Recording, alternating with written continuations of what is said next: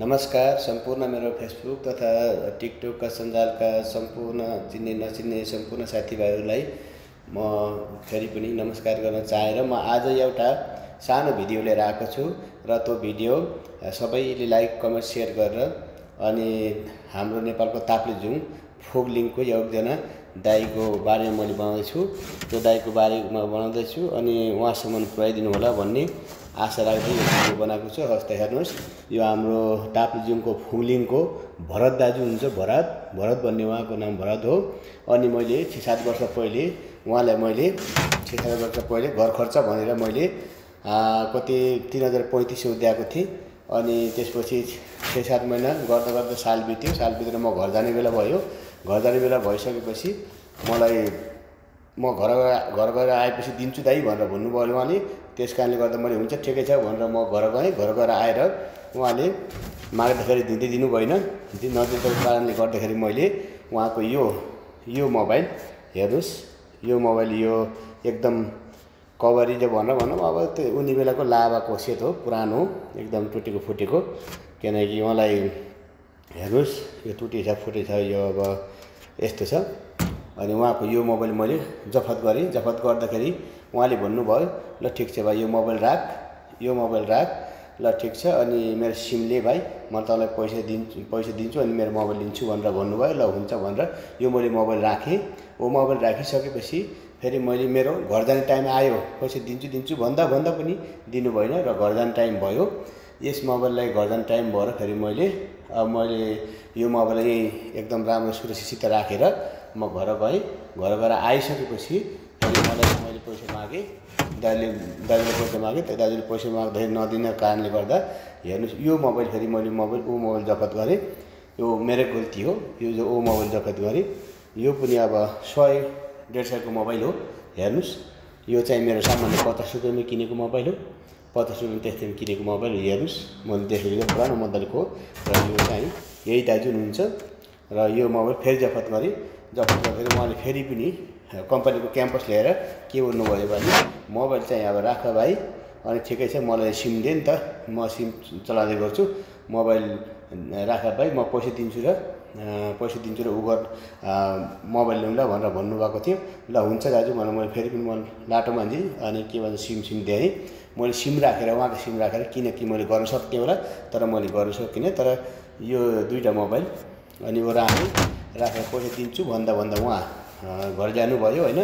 पैसा दिन्छु भन्दा घर गए तापनि मैले दाजु अनि यो भिडियो सुनेर तपाईँले पनि सुन्नु होला, कसैले सुनाउँछन् होला। तर ठिकै छ दाजु, पैसा दिनु भएन। तपाईँको यो दुईवटा मोबाइल मैले एकदम सेफ सुरक्षित राखेको छु। यो मोबाइल सम्पर्कमा आउनु ल दाजु। यी दुईवटा मोबाइल म तपाईँलाई मेरा पैसा दुनियाँले खाएँ अनि मेरा पैसा नखाने मान्छे कुनै पनि भएन दाजु। अनि इन्डिया, बङ्गला, पाकिस्तान पुरै लगायत पुरा नेपाल हरेक ठाउँका मान्छेले मेरो पैसा अब थोडा आधा पुरा जति खाए अनि हजुरले अलिकति बढी खाएको कारणले गर्दा मैले सानो भिडियो बढी भनेर पनि अब 1,50,000 भन्ने त अब नेपालको त हाम्रो गरिब मान्छेको धेरै नै हुन्छ। त्यस कारणले गर्दा अलिकति यो भिडियो बनाएर राखेको छु दाजु। र यो अनर्थ नसोच्नु होला भिडियो बनाएछ भनेर। र तपाईँले के गर्नु होला भने मसँग सम्पर्कमा आएर अगर यो तपाईँको दुईवटा मोबाइल मलाई चाहिँदैन अनि जो मैले अब मेरो आइफोन लिने पैसा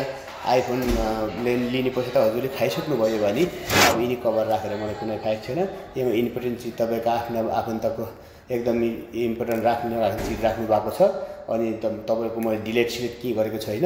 यसमा सबै जे जस्तो छ तपाईँको मोबाइल त्यस्तै मैले एकदम सुरक्षितमा राखिदिन्छु।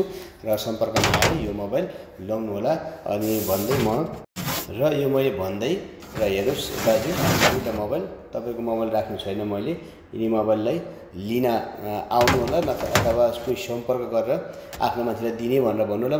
आफ्नो मान्छेले म बुझाइदिनेछु र मैले तपाईँलाई 1 रुपियाँ लिने पनि छैन। र यिनी मोबाइललाई तपाईँले अब मोबाइल लिन बोलाएर यस्तो ध्यान गरौँ भनेर मलाई भन्नु होला। र म यो तपाईँको मोबाइल दिन चाहन्छु। हवस् त दाजु, म दुईवटा कुरा यस्तो राखेको छु। हवस् दाजु, आज त यो भिडियो सुनेर अनर्थ नसोच्नु र यो यिनी मोबाइल राखेर मलाई एकदमै पछुतो लागेको छ। र पछुतो बनाउने अब धेरै पछुतो पछुतै लागेको छ। त्यो मैले कति फाल्न पनि सकेको छैन र मैले सम्हालेर राखिछु दाजु। र कुनै मान्छे तपाईँको सम्पर्कमा छन् भने यतै पनि बुझाउन सक्छु। तपाईँ म अब घर आउने बेला भएको छ, फेरि पनि आएर घर सामानको साथ दिन्छु मैले। तर मेरो अब पैसा अब त्यत्रो पैसा त खाइसक्नु भयो भने दाजु, तर चिन्ता नगर्नु होला। यो कसैले भाइले के गर्छ, यस्तो गर्छ उस्तो गर्छ भनेर म कसैलाई के गर्दैन। मेरो पैसा जस्तै गरेर ल्याउनु भएको छ दाजु, त्यस्तै गरेर ओजुनीमा तिर्नु सक्नु भएन। तर अर्को आउने जुनीमा तिर्नु होला भन्दै र यिनी मोबाइल लिन आउनु होला है त। र सम्पर्क आएर र लिन आउनु होला भन्दै म एक दुईवटा कुराहरू शब्दहरू फेसबुक सञ्जालमा राखेको छु र अनाथ नसोध्नु होला प्लिज।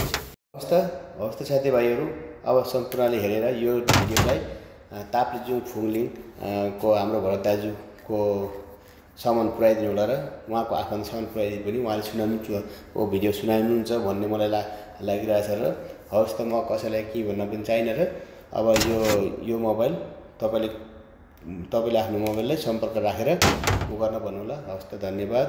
सम्पूर्ण साथीभाइहरूले लाइक सेयर कमेन्ट गरेर यो दाजुको सामान पुऱ्याइदिनु होला भन्ने आशा छ। हवस् त।